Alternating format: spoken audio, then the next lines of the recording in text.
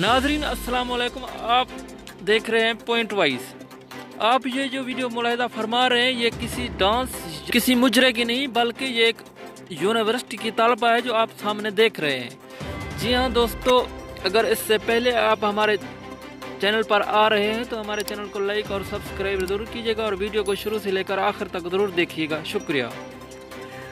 जी हाँ दोस्तों, ये जो आप वीडियो देख रहे हैं किसी डांस या मुजरे की नहीं बल्कि ये एक यूनिवर्सिटी की तालबा है जो आपके सामने डांस कर रही है।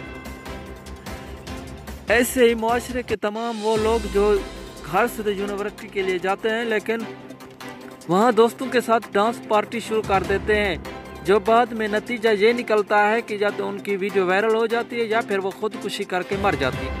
ऐसे तमाम लोगों से गुजारिश है कि वो अपनी बहन बेटियों पर नज़र रखें ताकि आने वाले मुस्तकबिल में वो ऐसे हादसा से बच सकें। शुक्रिया।